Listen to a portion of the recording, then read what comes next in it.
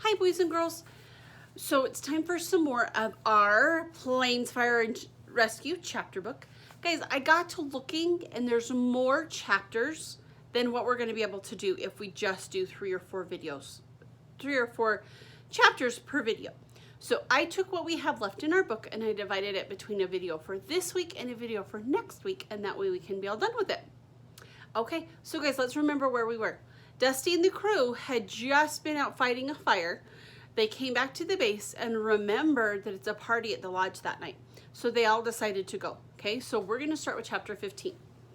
Chapter 15. The fuselage looked absolutely gorgeous against the night sky. Gasket geyser erupted every now and then, adding a dramatic touch to the scenery. Inside the lodge was buzzing with activity as excited vehicles entered the luxurious lobby. Bellhop forklifts swiftly rolled by, wheeling towering racks of luggage and leading visitors to their rooms. It was clear that Cade had spared no expense in restoring the old place. Magnificent chandeliers sparkled as they hung from the high ceiling, and a fire crackled in the giant stone fireplace, warming the cars lounging in solid oak rocking chairs. The train tracks curved in right behind the check-in area, allowing the train to drop off passengers inside. Dusty, Dipper, Windlifter, and Maru entered the lodge, still covered in soot and grime from fighting the fire all day. They certainly stood out against the elegance of the lodge. "Whoa, look at this place," Dusty said in awe. He had never seen anything like it. "It's so beautiful," said Dipper. "So this is where our budget went," said Maru bitterly. Dipper noticed a bride and groom driving by, obviously on their honeymoon. "They do weddings here. Did you know that?" she asked Dusty cheerfully. His eyes popped and he said nothing. Then Andre, a stuffy concierge forklift, noticed the crew standing there dripping mud all over the marble floor. He clapped to call over 3 little vacuum cleaners. They rolled out quickly and quietly, bouncing here and there as they covered every inch of the mess. They cleared it up in a flash and then rolled away, disappearing as quietly as they had entered. The train puffed into the station and more guests poured out, including the one Cade was most excited about, the Secretary of the Interior. Cade waited eagerly to greet him with a welcoming party of forklifts. "Hello, welcome, Mr. Secretary, to the grand reopening weekend of the magnificent fuselage," Cade said, rolling right up to him. "It's a pleasure to be here, Spinner," said Secretary. "And it's a pleasure to see you, sir. Yes, it is," said Cade, as he led the secretary toward the main lobby. "So, now, what's this I hear about a fire?" asked the secretary. "A fire?" Engine Pulaski, the lodge's fire truck, and his assistant, Rake, rolled up. "The Whitewell fire is contained, sir," said Pulaski in response to the secretary's question. "Right," Cade said. "It's under control," Pulaski added. Cade quickly jumped in. "It's absolutely under control. Thank you, Engine Pulaski, sir." "Wataski?" "Pulaski." Cade quickly changed the subject and went back to addressing the secretary. "Anyway, right this way, sir. And if there's any other questions you have for me, please, I'm your man." "I do have several questions. Tell me, how is the park's indigenous wildlife population?" the secretary asked. "The what?" Once again, Cade seemed to be caught off guard. He obviously didn't know the answer to the secretary's question. "The wildlife?" "The wildlife. Well, if you come to the party tonight, there will be plenty of party animals," Cade said with a laugh, trying to make a joke. "I see, yes," the secretary said, unimpressed. Old Jammer, an old tour bus and park ranger, had overheard the secretary's question. "The deer population is steady, and we've had a healthy increase in the number of red-propped Busha thrush," he said. "Glad to hear it. Say, I didn't quite catch your name." "Ranger Jammer, sir. 22 years at Piston Peak." "Pleased to meet you, Jammer." "It's a true pleasure to meet you, sir," replied Jammer. Cade was clearly irritated that Jammer had befriended the secretary. Nearby, Dusty and Dipper had admired the beauty of the lodge. "Wow, look at that ice sculpture," said Dipper as she rolled up beside an intricate model of the lodge that had been chiseled from a block of ice. "This could be our room if we were little tiny pieces of ice." Suddenly, Dusty heard his name called out, and a fan appeared before him, snapping pictures with his cell phone. "Huh, whoa," said Dusty, blinking at the flashes. "My buddies are never going to believe this. Oh, do my voicemail," exclaimed the fan. "Your voicemail? Dusty said, confused. The fan held up his phone. "Do it," he yelled. "What? Oh, hi, this is Dusty Crop, famous racing champion," the fan interrupted. Dusty cleared his throat. "World racing champion, please leave a message at the beep." "Now beep," the fan demanded. "What?" "Do it." "Beep." "Ha, that was awesome," the fan exclaimed. Then Cade spotted Dusty and rushed toward him. He was eager to get away from Jammer, who was still chatting up the secretary. "Dusty, superstar, you have to meet the Secretary of the Interior," Cade said. Then he leaned in close and whispered, "I'm up for promotion. You understand. You're upworldly mobile, right? Course you are. You're a plane." Okay, sure," said Dusty, wondering what exactly Cade expected him to do. Then Cade noticed someone who was even more famous. Boat Reynolds, a boat with a manly mustache. He quickly left Dusty and rushed off to try and meet the famous actor. A nice old RV couple, Winnie and Harvey, approached Dusty. They had honeymooned in the park 50 years before and were celebrating their wedding anniversary. They seemed to be as much in love as they had been when they got married. Harvey asked Dusty for help. He looked at the map of the park on the wall, trying to figure out where they had had their first kiss. "Oh, that's so sweet," said Dipper. She leaned into a confused Dusty and said, "You don't do things like that anymore." "There was a bridge and a magnificent waterfall, and you," Harvey said, looking lovingly at Winnie. "I love you, Harvey," Winnie said, smiling at him. "Hey, that sounds like Ogeron Canyon," Dusty said. "Ah, that's right, Anger Canyon," said Harvey. "And Upper Whitewall Falls," continued Dusty. "By Whitewash Falls. See, I told you I knew where it was," Harvey said to Winnie. "Hey, in honor of your anniversary, why don't you guys join us?" asked Dipper. Dusty chimed in and offered to buy them a can of oil. "Oh, thank you, dear," said Winnie. Windlifter, Dipper, Winnie, Harvey, Dusty, and Maru went out onto the veranda. They sat around a table with a small fire pit in the center and drank cans of oil as they chatted and enjoyed the warmth of the fire. Dusty felt a little like he was back home at Honker Sports Bar. It was a really nice hanging out and relaxing with his new friends. Dusty, I've seen a lot of trainees come through here, and you might just have what it takes," said Maru. Dusty smiled. "Thanks, Maru. Maybe you found yourself a second career," said Harvey. "I worked as a taco truck, sold car wash curtain rings for a while, and then I got into RV tire sales. Winnie here was my showroom model." "That's how we met," said Winnie. "Aw," said Dusty, smiling. Dusty, maybe this firefighting thing will be a second career for you," said Harvey. "Oh, yeah, this is a second career for all of us," said Dipper. "Windlifter was a lumberjack, Cabby was in the military, and me, well, I hauled cargo up to Anchorage," she nodded.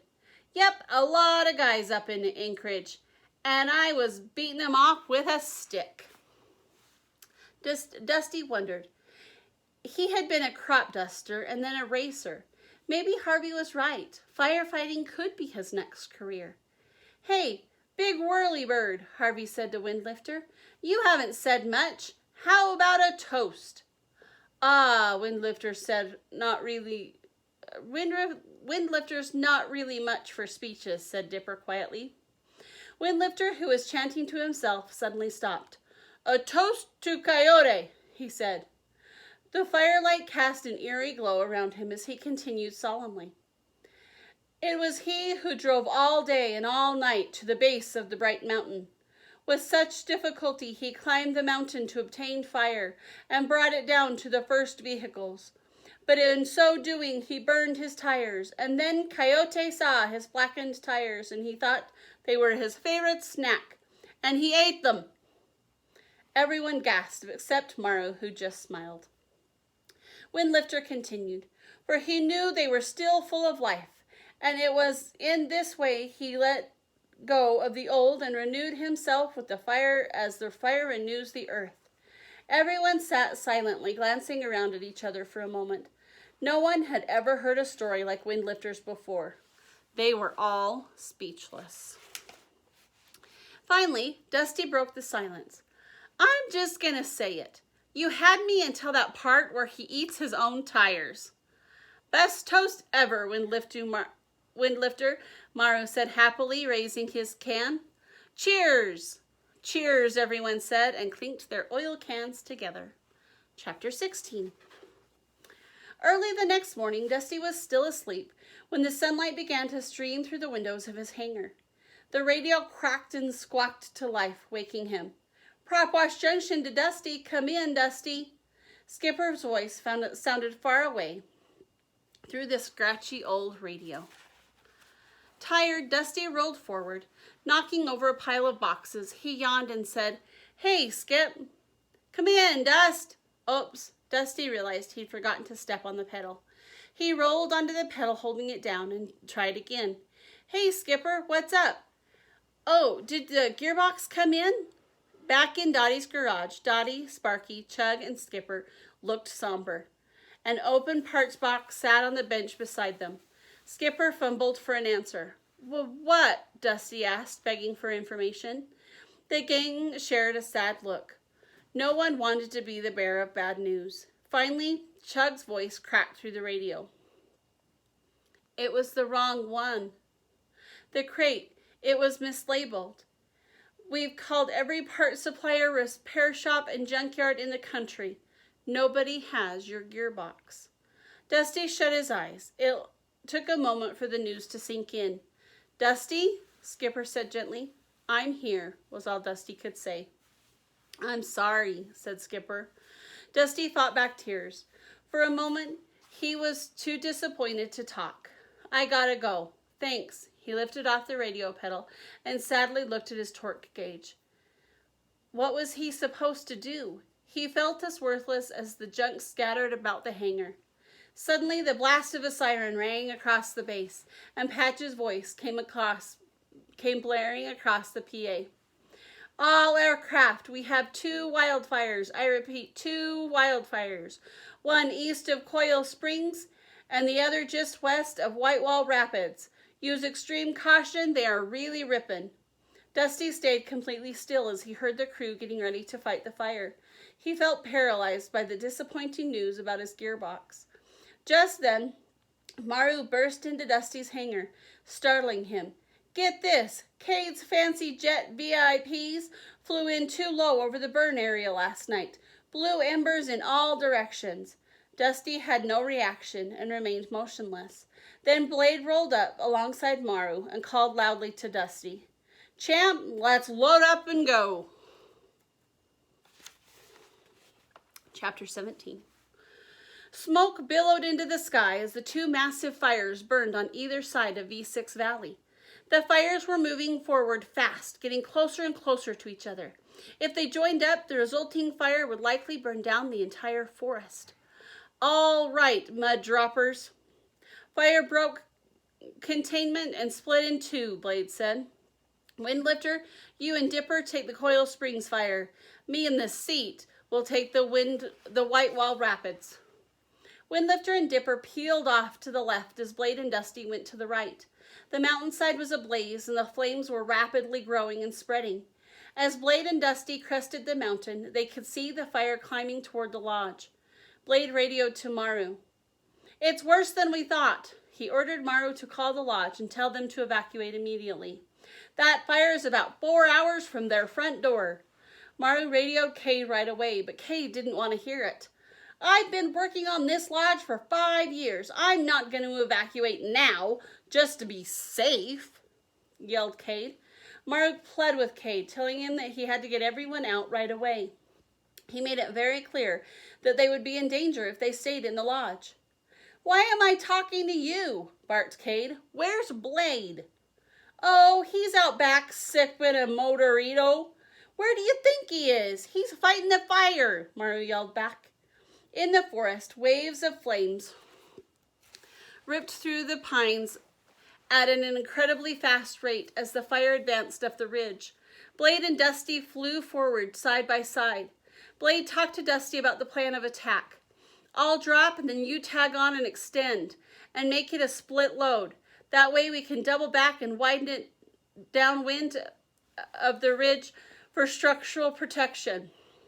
There's not much time, so we need to move fast. Copy that? Dusty wasn't listening. He was distracted by the news of his gearbox. He focused on his torque gauge and listened closely to the sound of his engine. Blade's words were not reaching him. Chug and Dottie's voices echoed in his head. If you push yourself into the red, you'll crash, Dottie had said. Nobody has your gearbox, Chug had said. Copy that. Hey, Blade yelled, and Dusty snapped to attention. Huh? You copy that? Yes, copy that, Dusty replied, recovering. Blade dropped a line of retardant in front of the fire. Dusty followed and dropped all of his retardant down on the fire as well. You gotta be kidding me! Was that your whole tank? Blade yelled. Yeah? You just wasted all of it. I was just following your orders, said Dusty. I said split load. We were going to make a secondary line to protect the ridge and the lodge, shouted Blade. Dusty brushed Blade off and said everything would be fine. He said he could just reload at the lake, and then he began to arc toward the water. Blade went after him. Negative, return to base, he said. What? There's no time. Let's just get this fire out, Dusty said, dismissing Blade's orders. Hey, you need to listen to me. I'll be fine, Dusty yelled as he continued toward the water. Blade followed him. These crosswinds are too strong. Return to base, he yelled. But Dusty refused to listen. If we're going to get this fire out, I'm going to reload. Pull up now, Blade commanded. No, I can do this, Dusty said, approaching the lake. When he touched his choppy surface, he bounced up and down wildly, like a stone skipping across the water. Pull up, Blade shouted. Dusty's prop hit the lake and water sprayed everywhere. He tried to start his engine, but it wheezed and choked. I've taken on too much water, he said. My engine stalled. Dusty was stuck as he hopelessly started to drift down the rapids and straight toward Whitewater Falls. Chapter 18, guys, sorry. Get your engine started so you can keep your pontoons facing downstream, Blade called. I'll get ahead of you. The rapids dragged Dusty down the river, but he still didn't want to listen to Blade. I'll get out on my own, he said. Really? How you planning on doing that? Blade said, annoyed, as he followed Dusty from above. Hang on, I'm going to pull you to shore. He lowered his hoist and swung it toward Dusty, but missed. Dusty tried to start his engine again and again, but it kept stalling. He didn't know what to do. He was helpless, drifting down the rapids like a toy boat. Are you all right? Blade called. I'm okay, said Dusty, his voice shaking. There's too much coverage. I'll get you at the next clearing, Blade called, flying past. Ouch, Dusty yelled as he banged into a log. The river was moving quickly, knocking him this way and that. Dusty had no control over what was happening or where he was going. Blade waited in the clearing ahead of Dusty. When Dusty approached, Blade tossed his hoist down, but Dusty got caught between some rocks underwater and stopped moving. He was stuck. Blade's hoist missed and fell into the river. Blade, Dusty called, practically submerged with the water creeping up around him. Finally, Dusty broke free from the rocks and screamed as he was pulled down to the rapids again. Blade attempted to fly forward, but he couldn't move. His hoist was caught in a fallen tree. "Blade! Blade!" Dusty desperately called out over as he continued to float downstream. "You need to start your engine," Blade shouted. "You've got clear water. You can take off before the falls." Dusty paused. He was scared. "It's your only chance," yelled Blade. White Wall Falls was just ahead and coming up fast. Dusty tried to start his engine again, and it worked. "Got it, I'm good," he called. Blade tugged on his hoist, trying to free it, but it was still firmly wedged in the giant fallen tree. "Now redline it," Blade called to Dusty. Dusty managed to get a little lift, but his pontoons were still in the water. "Push your engine," Blade yelled. Dusty pushed harder and watched his torque gauge near the red zone. Even with his pontoons in the water, the falls quickly approached. He could only focus on his gauge. Blade continued to yell at Dusty, begging him to redline it. Then Dusty's warning light flashed. He panicked, let off the power, and lost his lift. White Wall Falls was right in front of him. Dusty clipped a rock and spun right into the massive waterfall. Whoosh! Clank! Blade's hoist hooked Dusty. In a flash, Blade strained as he lifted Dusty up and out of the falls. Smash! Dusty shrieked as he crashed right through a burning tree branch. When they finally reached the ground and caught their breath, Blade yelled at Dusty for not redlining his engine. "What were you thinking? When I tell you to do something, you do it." Then Blade's eyes eyed the fire, looking very worried. It had ripped through the forest and was getting closer to them. What's wrong?" Dusty asked. "This ain't good. Head down that path. Follow me." Blade and Dusty flew off. Blade led Dusty to an old mine shaft tucked into the hillside. Fallen timber and blowing debris surrounded the mine, but it was the safest place for them to be. "Champ, come on," Blade called. "In here." Dusty didn't want to go inside. He thought they would run out of air and suffocate. No, you go on. I'll keep moving," Dusty said as he turned down the path. The ground vibrated as the burning trees fell in the distance, pounding the earth. Blade landed right in front of Dusty, blocking his path. He stared him right in the eyes. "What are you doing? You can't outrun the fire," he said. "You know what? I'll find my own way out," said Dusty. "Like you found your way out of the rapids," Blade said. "I didn't want to push my engine." "You didn't want to?" "This isn't about you. This is about life and death. You need to follow orders," Blade said furiously. "I told you to split your load, and you dropped it all. I told you not to reload at the lake, you did it anyway. I told you to redline it, you pulled power. You don't have what it takes. You don't. Fine, I never wanted to be a firefighter anyway. Then go back to racing. Go win yourself another trophy, champ."